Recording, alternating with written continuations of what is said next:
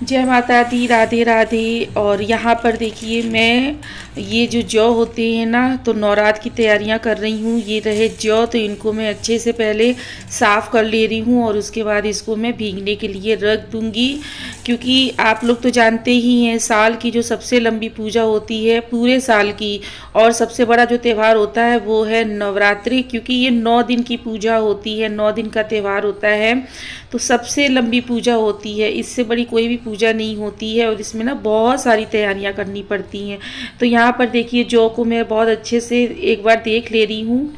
स्थापना करनी है, कलश स्थापित करना है और ज्वारे बोने हैं। तो भाई मन में कोई शंका न रह जाए, तो सब कुछ देख सुन के साफ़ सुथरा करके ही रखना है। यहाँ पर देखिए मैंने इनको एक कढ़ाई में भीगने के लिए रख दिया है। इसके बाद आगे का जो प्रोसेस है ना, वो आपको मैं आगे दिखाऊंगी। अभी मैंने इसको सिर्फ भीगने के लिए रख दिया है, ताकि जो ख़राब जौ है ना, तो वो ऊपर रह जाए और अच्छी अच्छी जौ नीचे बैठ जाए। और उसके बाद में मैं आ गई थी नीचे क्यारी की तरफ। बाहर जो बनी हुई है ना, क्या बोलते लॉन, तो वहाँ पर क्यारी में मिट्टी निकालने के लिए आई थी। वैसे तो इसकी जो मिट्टी होती है ना, तो खेतों से लानी चाहिए, लेकिन ये भी मिट्टी उपजाऊ है। अच्छा, शहरों में अब खेतों से कहाँ से मिट्टी लेके आए, गांव वगैरह में तो मिल जाती है, पर अब शहरों के लिए बड़ी समस्या खड़ी हो जाती है। तो मैं अपनी क्यारी से ही ले रही हूँ। सबसे पहले मैं आपको एक बार बता दूँ कि मैं ये पहली बार इस तरह से पूरा विधिवत विधि विधान से पूरी पूजा की तैयारी कर रही हूँ, नवरात्र पूजा की तैयारियाँ लगा रही हूँ। तो मिट्टी देखिए क्यारी से लेके आ गई हूँ और इसको मैं छान लूँगी। जो भी कंकड़ पत्थर है या जो भी कुछ है इसमें, तो वो साफ़ सुथरी मिट्टी मुझे अलग मैं साफ़ करके निकाल लूँ। तो अभी क्या है ना कि इस मिट्टी में बहुत ज़्यादा कंकड़ पत्थर हैं, तो इसकी वजह से ना मैं फिर एक प्लास्टिक की जो डलिया होती है ना, ये लेके आई हूँ। और इससे ना मिट्टी बहुत अच्छे से साफ़ सुथरी निकल आई थी, कंकड़ पत्थर सब ऊपर रह गए थे। और एक बार इससे मैंने मिट्टी को छान लिया था, दूसरी बार फिर मैंने स्टील की छन्नी से इसको छान लिया था। बिल्कुल साफ़ सुथरी मिट्टी निकल आई थी। अभी मिट्टी इधर बारिश वगैरह हुई है ना, तो उस वजह से थोड़ी सी गीली थी, तो मुझे टेंशन हो रही थी कि मैं कैसे स्थापना कर पाऊँगी। खैर मुझे अच्छी खासी मिट्टी मिल गई है, सूखी मिट्टी है ये। अब देखिए मैंने ना कंकड़ पत्थर तो इसके अच्छे से साफ़ कर लिए हैं। अब उसके बाद में अब दूसरी बार में छलनी, स्टील की छलनी में मैं इसको इस तरह से मिट्टी को छान लूँगी, तो बारीक बारीक बिल्कुल साफ़ सुथरी मिट्टी हमको मिल जाएगी। और कंकड़ पत्थर वाली मिट्टी तो अलग हो ही चुकी है। अब जो साफ़ मिट्टी निकलेगी ना, तो इसको मैं एक मिट्टी के बाउल में अलग भर के रख लूँगी, क्योंकि इसी में मुझे जौ बोने हैं। तो ये रही हमारी साफ़ सुथरी मिट्टी और बिल्कुल साफ़ है, आप देख सकते हैं। इसको मैं अलग स्टोर करके अभी रख ले रही हूँ, क्योंकि ये नवरात्रों से एक दिन पहले का ब्लॉग है। मैंने शूट किया हुआ था और मैं तैयारियाँ लगा रही हूँ, क्योंकि जिस दिन नवरात्र उस दिन तो ये सारे काम करते नहीं बनेंगे। अब आ गई हूँ मैं किचन में, और सारे काम करते करते मैंने तो वीडियो में आप लोगों के साथ में जितना ज़रूरी है उतना ही शेयर कर रही हूँ, लेकिन ऐसे करते करते ना मुझे 3 से 4 घंटे और भी काम में करने लग गई थी। तो अभी 3-4 घंटे के बाद में ये देखिए मैं आ गई हूँ। जो हमने भिगो के रखे थे ना, तो ये जो हल्के होके ऊपर आ जाते हैं ना, जो ये खराब होते हैं, ये उगते नहीं हैं अच्छे से, और इनको अब हम हटा देंगे। अब मैं सिंक में इनको इस वजह से गिरा रही हूँ क्योंकि ये चुभते भी हैं ना, और हाथों में एक हाथ से मैंने फ़ोन को पकड़ा हुआ है। मेरे पास में तो ऐसा कोई नहीं है जो वीडियो वगैरह मेरी शूट कर सके। ट्राईपॉड मैंने लगाना ठीक ही नहीं समझा, क्योंकि काम बहुत ज़्यादा था, तो मैं एक हाथ से ही कर रही हूँ। तो ये देखिए जितनी भी अच्छी जौ है वो नीचे बैठ जाएगी, तो वही जौ हम यूज़ में लेंगे। अभी जितना भी इसमें कचरा निकल रहा है ना सारा, इसको ऐसे ही 3-4 बार वॉश करके निकाल देंगे। अब देखिए अच्छी अच्छी जो जौ है ना, वो हमें मिल गई है। अब हम इसको एक सूती कपड़े में या हैंकी में, साफ़ सुथरे कपड़े में, बस इतना याद रखिएगा, क्योंकि देखिए 9 दिन के व्रत है और माता रानी का मंदिर भी सजाना है, दरबार लगाना है, तो बिल्कुल मतलब आटे वाटे के हाथ ना हो, एकदम साफ़ सुथरा सा होना चाहिए। तो बिल्कुल साफ़ सुथरे कपड़े का ही यूज़ करें। और ये देखिए यहाँ पर मैंने इसको कपड़े में बांध कर रख दिया है। तो इतना काम हो गया है मेरा, और अब बारी है मंदिर को लगाने की। तो चलिए लगा लेते हैं चल के मंदिर को। तो जौ का काम इधर मैंने करके रख दिया है। ये दिन के टाइम पे मैंने काम किया हुआ है और रात तक ये जो जौ है ना तो काफ़ी अच्छे से अंकुरित होने लगेंगे। अब उसके बाद में मैं आ गई हूँ मंदिर में। तो आप देख सकते हैं इतना सारा मैंने सामान फैला के रखा हुआ है। मुझे लगानी है तैयारी, मंदिर लगाना है, मैया का दरबार सजाना है।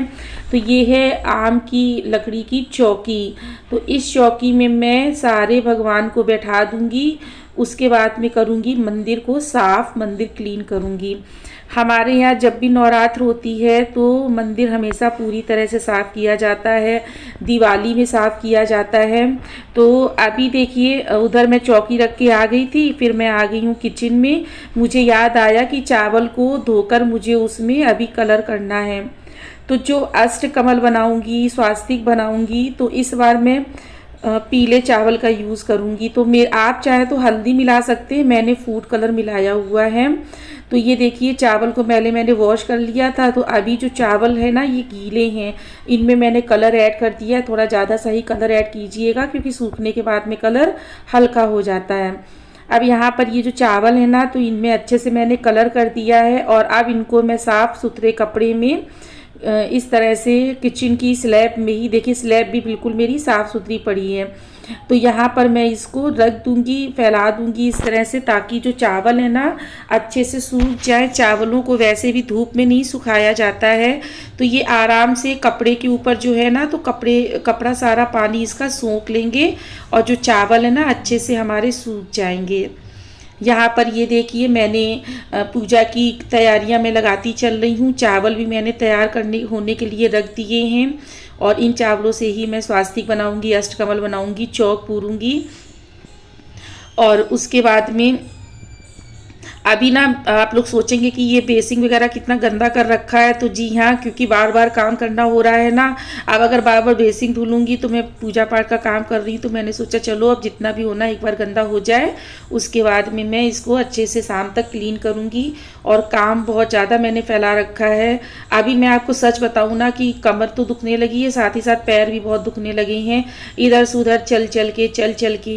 तो अब मैं आ गई हूँ मंदिर में। चावल का भी काम मैंने कर दिया है, जौ का भी काम कर लिया, मिट्टी भी मैंने तैयार करके रख ली है। तो ये 3 काम मेरे निपट गए।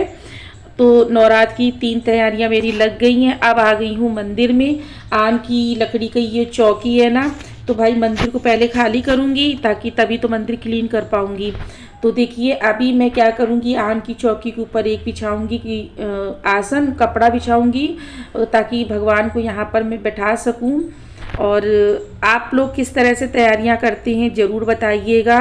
और हमारे जो रीति रिवाज है ना पूजा पाठ के, तो जैसे मैंने बचपन से देखा है मैं उसी तरह से सब कुछ फॉलो करती आ रही हूँ। पहले मतलब फर्स्ट टाइम मैं ये सब कर रही हूँ। पूजा पाठ मैं हमेशा से ही करती हूँ, लेकिन मैंने इतने विधि विधान से नवरात्रि नहीं की हुई थी। अखंड दिया लगाती थी, 9 दिन का व्रत रहती थी और माता रानी का श्रृंगार करती थी, मंदिर को सजाती थी, लेकिन स्थापना नहीं करती थी। घट स्थापना मैंने नहीं की है, ये मैं फर्स्ट टाइम कर रही हूँ। और आप लोग सोचेंगे अच्छा हमारे यहाँ क्या होता है ना कि मार्च, ये जो चैत्र की नवरात्र होती है ना, तो जब भी हम लोगों को 9 दिन के व्रत शुरू करने हो या स्थापना करनी हो तो हम लोग इसमें शुरुआत नहीं करते हैं। जो क्वार की नवरात्र आती है ना अक्टूबर सितंबर के टाइम पे, उससे हम लोग उठाते हैं, तब हम लोग मतलब शुरू कर पाते हैं। तो मैंने पिछली बार स्टार्ट किया था पर किसी रीज़न की वजह से जो मेरी ज्वारे वगैरह मैंने बोए थे ना तो वो बहुत अच्छे से नहीं हो पाए थे। तो इस वजह से मैं पूरी श्रद्धा से इस बार सब कुछ बहुत अच्छे से साफ़ सुथरे तरीके से विधि विधान से सारी तैयारियां लगा रही हूँ। अच्छा पहले क्या था कि बेटा भी बहुत छोटा था तो थोड़ी परेशानी होती थी, पर अब बच्चा भी मेरा बड़ा हो चुका है तो अब मैं पूजा पाठ करने के लिए पूरी तरह से फ्री हूँ। देखिए हम हाउसवाइफ लोगों को हर तरह से हर चीज़ देखनी समझनी पड़ती है। अब देखिए यहाँ पर पूरा मंदिर मैंने खाली कर लिया है और मंदिर भी देखिए गंदा हो रखा था।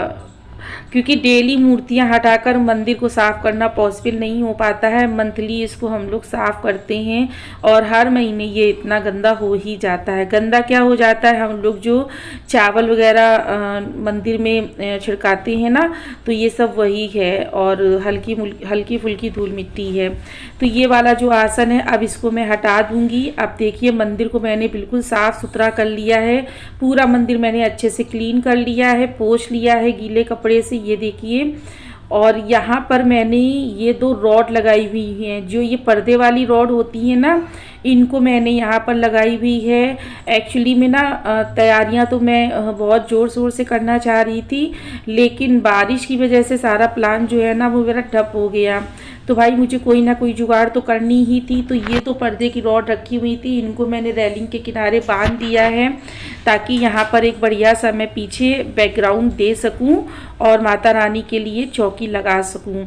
तो अभी देखिए मैंने पूरा फुल डिटेल में मंदिर को लगाते हुए सब शेयर तो नहीं किया है, क्योंकि मैं समझ ही नहीं पा रही थी कि काम इतना सारा फैला है। तो मैं पहले काम करूं, मैं काम समेटूं या वीडियो शूट करूं। तो जो मुझे लगा कि आप लोगों के लिए ज़रूरी है, पॉसिबल है, जितना मुझसे हो पाएगा तो उतना मैंने कर दिया है। और अब देखिए मंदिर पूरा लगा चुकी हूँ। अब जो मंदिर का फुल लुक है ना वो मैं आपको दिखाऊंगी सीधे नवरात्र वाले दिन। अभी यहाँ पर देखिए ये जो है ना तो कलश और ये दिए मिट्टी के और ये बाउल जो मिट्टी का है ना, तो ये इसमें जवारे बोने के लिए मैंने मंगाया हुआ है। तो इनको अब मैं वॉश करके रख लूँगी। तो फाइनली अब ये 5वां काम भी मेरा हो जा रहा है। फूल आ चुके हैं, फूलों को भी मैंने छांट कर अलग कर लिया है, क्योंकि देखना रहता है ना कि उसमें कुछ ख़राब फूल ना हो। हर तरह से सारे काम जो मैंने है ना अपने अच्छे से पूरे कर लिए हैं। बस अब ये लास्ट काम बचा है मेरा। ये बाउल है ना और जो कलश है इनको अच्छे से धोकर रख दूंगी और उसके बाद आज का जो ब्लॉग है ना उसको भी मैं यहीं पर एंड करूंगी, क्योंकि अभी ना मुझे बहुत सारी तैयारियां करनी है और मैं आप लोगों के साथ में फुल डिटेल में नेक्स्ट व्लॉग में भी शेयर करूंगी। तो इन सब चीज़ों को अच्छे से धोकर रख दूंगी ताकि ये अच्छे से सूख जाए। जितने दिनों की ये पूजा होती है 9 दिन की, तो उतने ही लंबे हम लोगों के काम भी होते हैं, उतने ही ज़्यादा काम होते हैं हमारे। अब देखिए यहाँ पर ये जो फूल है ना, तो इनको मैं एक बास्केट में साफ़ सुथरे फूलों को भर लूँगी, क्योंकि एक साथ ये फूल लेके आ जाते हैं ना तो उनमें से कुछ दबे हुए फूल भी निकल आते हैं। और 2-3 तरह के ये फूल लेके आए थे, तो मैं एक ही बास्केट में अलग अलग जगह इनको अच्छे से सेट करके रख दूँगी। और बस अब ये इवनिंग टाइम हो चुका है पूरी तरह से और तैयारियां भी मेरी लग चुकी हैं सुबह के लिए, और मैं सब काम एक साथ करती चल रही हूँ और जितना पॉसिबल आप लोगों के साथ में शेयर भी कर रही हूँ। आज का आप लोगों को ब्लॉग कैसा लगा, नवरात्रि स्पेशल ज़रूर बताइएगा।